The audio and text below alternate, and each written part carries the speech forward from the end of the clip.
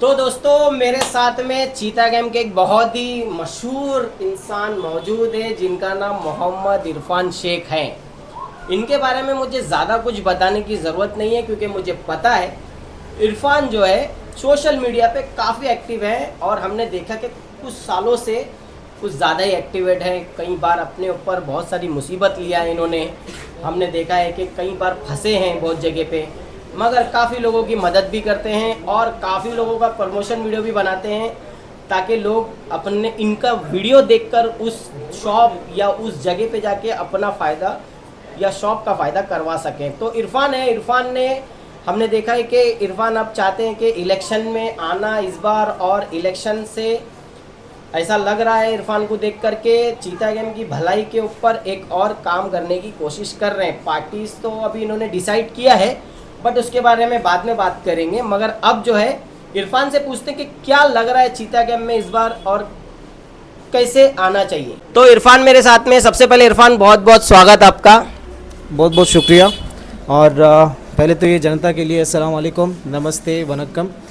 और जैसे ही आपने अभी इंट्रोडक्शन मेरा बताया, कई बारी कई मसलों में फंसा और ये जितनी भी मेहनत मैंने की, जितना जिहाद मैंने किया, ये सिर्फ़ और सिर्फ अपने लोगों के लिए, लोगों को कुछ गुमराहियों से दूर रखने के लिए।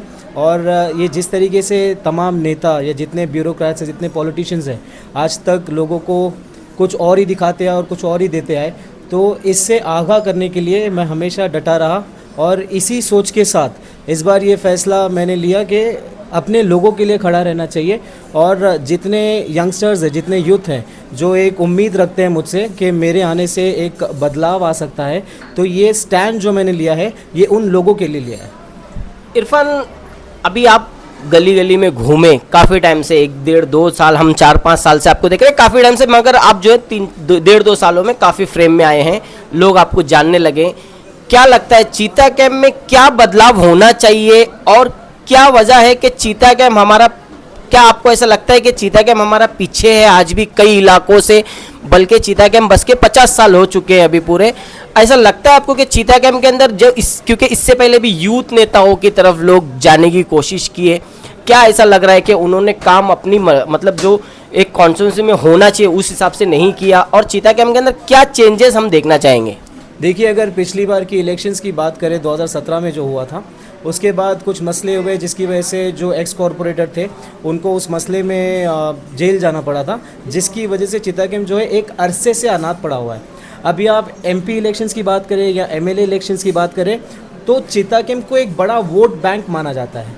अब क्योंकि चीता कैम्प एक बड़ा वोट बैंक है, यहाँ पर एक बात काफ़ी अच्छी है कि चीता कैम्प की जो माइनॉरिटी है इनमें हमेशा यकसानियत रही है। भले से काफ़ी लोगों ने तोड़ने की कोशिश की, यहाँ वहाँ भटकाने की कोशिश की, लेकिन ये यकसा होकर एक साथ जुटकर एक यूनिटी में लोगों को वोट करते हैं। तब जाके आप एमपी इलेक्शंस के रिजल्ट निकालो, चीता कैम्प से कितने वोट गए, आप एमएलए इलेक्शंस के रिजल्ट निकालो, चीता कैम्प से कितने वोट गए। लोगों को जो है यहाँ पे तोड़ना मुश्किल है। तो मतलब ऐसा लगता है कि लोग जो मतलब चीता कैम्प के जो लोग हैं वो हमेशा से एकता के साथ में ही जिए हैं, मगर ऐसा क्या लगा कि आपको, मतलब जो आप अब सोशल वर्कर थे, आज लोगों की मदद करते थे, आपको क्या ऐसा फील हुआ कि आपको भी इलेक्शन में आना चाहिए और इस इलेक्शन का पार्ट बनकर यहाँ की सेवा करनी चाहिए? ये जितने लोग नेताओं के राइट हैंड लेफ्ट हैंड बन के घूमते हैं, जितने कार्यकर्ता बन के घूमते हैं, इन्होंने हमेशा से लोगों को लूटा है। कभी सड़कों के कंस्ट्रक्शन के नाम पे एजेंट से पैसे खाए, कॉन्ट्रैक्टर से पैसे खाए, कभी ये जो सड़कों पे जो गरीब बेचारे हॉकर्स होते हैं इनसे हफ्ता वसूली की, कभी बाज़ार में जाके हफ्ता वसूली की। इनका सोर्स ऑफ इनकम नहीं है, इनको कहीं से आमदनी नहीं आती। ये सियासत में आ गए, इन्होंने खादी कपड़ा डाल लिया। अब क्योंकि इनके सर पे किसी एमएलए का, किसी एमपी का हाथ है, तो ये जो है लोगों को लूट रहे हैं। मतलब गरीब जो है वो आज भी चीता कैम्प के अंदर गरीब ही है, और जितनों की जेबें भरनी है वो भरती जा रही है। आप देखिए कितने प्रॉपर्टीज़ खरीद रहे हैं, कितने अलग अलग जगहों पे जाके फ्लैट्स बुक कर रहे हैं, तो ये सारे यहीं से कमा रहे हैं और लोगों से ही कमा रहे हैं। तो चीता कैम्प के लोगों को कुछ अंडरस्टैंडिंग्स देने के लिए, उनमें कुछ जागरूकता लाने के लिए ये स्टैंड मैंने लिया। एक सवाल मेरा ऐसा है कि अगर आप इस बार इलेक्शन में पार्टिसिपेट नहीं कर रहे होते तो आप क्या चूज करते? अगर आप पार्टिसिपेट नहीं कर रहे होते तो एक नेता के इसमें आप क्या देखना चाहते हैं कि जो हमारा नेता चुन के आने वाला है, नगर सेवक आने वाले वक्त में, उसमें क्या क्वालिटी होनी चाहिए ताकि तमाम लोग भी ये बात को समझे कि क्या क्वालिटी होनी चाहिए? देखिए, कुछ लोग जो मेरे पास इस बार इलेक्शन में खड़ा होने का प्रपोजल लेकर आए थे, उनका भी सवाल यही था, क्योंकि मुझे पहले जब ये प्रपोज़ल आया तो मैंने कहा कि भाई मैं एक सोशल एक्टिविस्ट हूँ, मैं लोगों की भलाई का काम करता हूँ और मेरा काम है सवाल करना। मेरा काम है कि अगर लोगों के साथ गलत होता है तो वहाँ जाकर खड़ा रहना। तो मुझसे ये सवाल किया गया कि इरफान, अगर आप अपने आप को नहीं खड़ा करना चाहते इलेक्शन में तो अपने अलावा किसको आप डिज़र्विंग मानते हो? मतलब आपकी नज़र में कौन है कि वो उतना डिज़र्विंग हो कि वो लोगों की भलाई के लिए या फिर इस बार लोगों के साथ धोखा ना करने के लिए वो एलिजिबल होता है? तो मुझे उस वक्त कोई जवाब नहीं मिला, इसीलिए मेरा अपना आंसर था कि इस बार मुझे स्टैंड लेना चाहिए लोगों को। नहीं, मैं मतलब ये तो बात आपकी बहुत अच्छी थी कि आपने खुद इस बार अपना हाथ आजमाने की कोशिश कर रहे हैं। बहुत हम भी आपके साथ में हैं और तमाम जनता भी होगी आपके साथ में। मगर ये सवाल है कि मतलब अभी जैसे आप हैं, आप एक क्या ग्रेजुएशन इंसान होना चाहिए, मतलब जो इलेक्शन है उसमें क्या चीज़ें क्वालिटी दिखनी चाहिए जिस पे लोग भरोसा कर सकें? देखिए, आज के वक्त में एजुकेशन तो मस्ट है। एक अगर एलिजिबल कैंडिडेट होता है तो उसको मिनिमम पढ़ाई एटलीस्ट के उसको जैसे पेपर वर्क समझ में आए, पढ़ना लिखना उसको खुद को आता हो, बातें करना आता हो सबसे इम्पोर्टेंट, और लोगों की समझ हो उसमें। जैसे हम जो है कई बार जो है बाहर से नेता लेकर आ जाते हैं यहाँ पे और कुछ जो नुमाइंदे उनके साथ में भटकने लगते हैं पैसों के चक्कर में, तो उन्हें यहाँ पर आकर ग्रेट बनाया जा सकता है। मेरा ये मानना है कि हम जैसे लोग जो यहाँ पे पैदा हुए हैं, जो यहाँ पे पले बड़े हैं, वो बेहतर समझते हैं। तो मेरे कंपटीशन में जितने भी कंटेस्टेंट हैं वो यहाँ के हो, ये मायने रखता है, उनकी पैदाइश यहाँ की हो, क्योंकि चितागेम को आज 50 साल हो गए। अगर यहाँ पे पला बड़ा कैंडिडेट, यहाँ के लोगों के बीच में रहा कैंडिडेट जिसने यहाँ पे मसले देखे हैं, वो एलिजिबल होता है कि यहाँ से वो कंटेस्ट कर सके। वैसे तो मैंने आपको देखा है कि काफ़ी एकदम हिम्मत के साथ में हमेशा वीडियो बनाते हैं, किसी के लिए भी आप खौफ नहीं करते हैं, किसी के लिए भी डरते नहीं। मेरा एक सवाल ये है कि चीता कैम्प में क्या कमी लगती है आपको? क्योंकि तमाम जो लोग हैं, जो हमने देखा है, आपने भी देखा होगा, आज 50 साल से हम इलेक्शन को रिजल्ट लेते हुए देखें, किसी को कैंडिडेट बनते हुए देखें, काम करते हुए देखें, उस हिसाब से तो काफ़ी टाइम से जितना होते आ रहा है उससे ज़्यादा ही हुआ है, उतना ही हुआ है काम। उसमें तो ऐसा कोई फील नहीं आई कि कम हुआ है। फिर भी आपको क्या कमी महसूस होती है चीता कैम्प में? देखिए, आप ज़्यादा कहे कम कहे, मेरे हिसाब से तो चितागेम में चीज़ें जो है ना वो तस से मस नहीं हुई। क्योंकि अगर आप पिछले कुछ सालों में जाएंगे, जैसे मैं अगर आज से 10 साल पहले की बातें भी रिकलेक्ट करने की कोशिश करूं, तो चितागेम वही था जो आज है। आज भी आप देखें सड़कों पे कचरे जो है वो बाहर आ रहे हैं। आज भी आप देखें दी सेक्टर में पानी का मसला जो लोगों को था, वो आज भी पानी का जो मसला है वो बना पड़ा है। अब आपको क्या लग रहा है कि रोड बन जाएगा तो ट्रैफिक का मसला हल हो जाएगा? नहीं होगा, क्योंकि लोग जो है आज दोनों तरफा पार्किंग करते हैं मर्जी से, और एक लेन डिसिप्लिन होता है उसको तक फॉलो नहीं करते हैं, बस गाड़ी लगाते हैं चले जाते हैं। उसके ऊपर हॉकर्स है, अब हॉकर्स के बाद लोगों को वहाँ पर चलना भी है। अब मार्केट रोड और दूसरे जितने भी छोटे बड़े रोड है, जैसे आप एच सेक्टर देख लें या डी सेक्टर का इलाका देख लें, तो यहाँ पे जो है ना एकदम कंजेस्टेड कर दिया है। लोगों को ना चलने की जगह है, ना गाड़ियों को जाने की जगह है। तो ये एक सबसे बड़ा मसला है। और ये जो बाथरूम वगैरह जो A10 के जो बाथरूम बनते हैं, लॉट 10 के जो बाथरूम बनते हैं, ये बना के बस चर्चियों को गिफ्ट कर दिया है। मतलब बनाया है और चर्चियों के लिए ऐसे वक्फ कर दिया है कि यहाँ पे आप चरस पियो, गांजा पियो। बाथरूम आज हर किसी के घर में है। तो ये लॉट 10 बना के आप क्या मतलब किसके साथ टाइम पास कर रहे हो आप? तो ये लॉट 10 और ये जो अभी चितागेम के वो आई लव चितागेम का जो एक मॉन्यूमेंट बनाया गया, प्लस जो मौलाना अब्दुल कलाम आज़ाद का जो स्ट्रक्चर वहाँ पे बनाया गया, ये सब जो है एक एक्सक्यूज़ होता है कि हम फ़ंड ला सकें। अब फंड जब आ गया तो उसमें से 60-70% अंदर करो, बाकी का जो 20-30% है वो लगाओ। तो यही चीज़ें जो है ना रिपीटेटिव है।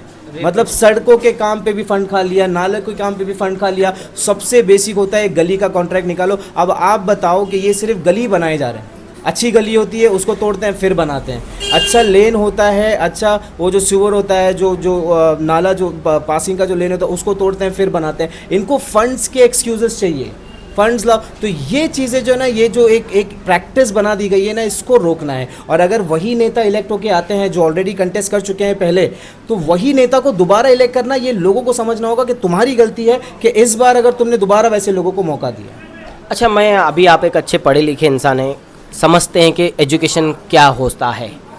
क्या लगता है चीता कैम्प में काफ़ी मतलब पिछले 10-15 सालों में हमारी बच्चों की जो एजुकेशन से वो नॉर्मल है या बस से बदतर हो गई है? देखिए, प्राइवेट स्कूल्स जितने हैं चिता कैम्प में, इनमें अक्सर कंप्लेंट्स आती रहती हैं। अब कंप्लेंट जो है वो starting from donation, starting from there fees.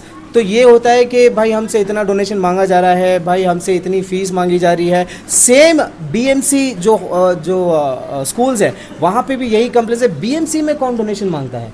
तो ये जो कार्यकर्ता है जिनके पास पैसे नहीं है ना, तो ये क्या करते हैं, सीट्स को वहाँ भी रिजर्व कर रहे हैं। मतलब किसी मतलब बड़े नामचीन लोग हैं, इनके नाम पे 10 सीट बुक है, 5 सीट बुक है, बीएमसी सीट्स को आप बुक कर रहे हैं। और अगर प्राइवेट स्कूल्स में इतनी ज़्यादा फीस है, इतनी ज़्यादा डोनेशन है, तो एक लीडर को ये जो आज वादे करते हैं ना कि मैंने अपने बल पे ये किया, मैंने अपने बल पे लोगों को खाना दिया, मैंने अपने बल पे लोगों का फ़ीस भर दिया, अल्हम्दुलिल्लाह आज मैं कितने बच्चों का फ़ीस भर रहा हूँ ये मेरे अपने हिसाब में नहीं है, ठीक है। तो एक कम से कम लीडर का बॉन्ड होना चाहिए स्कूल के साथ। जैसे देखिए सर से स्कूल में मोहिद्दीन सर जब थे, मैं मतलब उनके अंडर में ही पढ़ा लिखा हूँ, अल्हम्दुलिल्लाह बहुत रिस्पेक्ट उनकी रही है। और मेरे ख्याल है कि वो वाहिद ऐसे शख्स हैं जिनके इंतकाल में भीड़ ऐसी थी कि कब्रिस्तान से लेकर बस स्टॉप तक लोग थे। वो इस वजह से कि उस इंसान ने जो है ना वो नाम कमाया। तो फीस में जो है एक लीडर का इंटरवेंशन ये होना चाहिए कि अगर आपकी फ़ीस मान लीजिए फॉर एग्जांपल 5,000 रुपये है, तो मेरा एक कंट्रीब्यूशन उसमें होगा लेट्स से 20% किसी बच्चे के लिए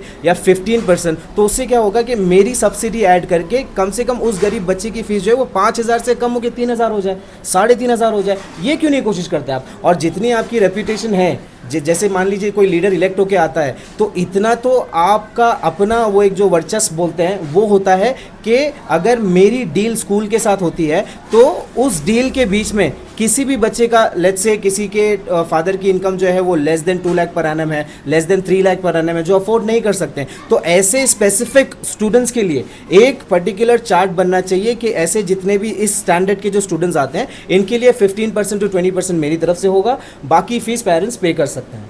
ये चीज़ आना चाहिए इम्प्लीमेंटेशन। Very good. तो कुछ डिफरेंट बात की आपने। एक मेरा सवाल ये है कि जैसे कि चर्सी लोगों की आपने बात कही कि हमने देखा है कि इस 1.5 सालों में बहुत कुछ कंट्रोल में आया है, ठीक है तो बहुत ज़्यादा, मगर कुछ मेहनत करने वाले जो हैं इसके ऊपर अच्छा काम भी कर रहे हैं। एक जो नगर सेवक जो चीता कैंप के अंदर, अगर वार्ड नंबर 145 से आप ट्राई कर रहे हैं तो वार्ड नंबर 145 की बात करते हैं, अगर एक नगर सेवक के हाथ में कितना कंट्रोल होता है कि वो कितनी चीज़ों को कंट्रोल कर सकते हैं। जैसे मैं कुछ चीज़ें बताऊँ आपको, एक तो चर्सी लोग का मामला हो गया और दूसरा एजुकेशन का मामला हो गया। हमारे पास ग्राउंड या ऐसी चीज़ें उस साइड में बहुत कम है, उसके ऊपर बात करेंगे। पानी के ऊपर, इसके ऊपर कितना कंट्रोल रह सकता है एक नगर सेवक का कि क्या ये नगर सेवक ये सब चीज़ों के ऊपर काम कर सकता है क्या? इसके लिए हमको और ऊपर वाले ओहदे पे जाना चाहिए।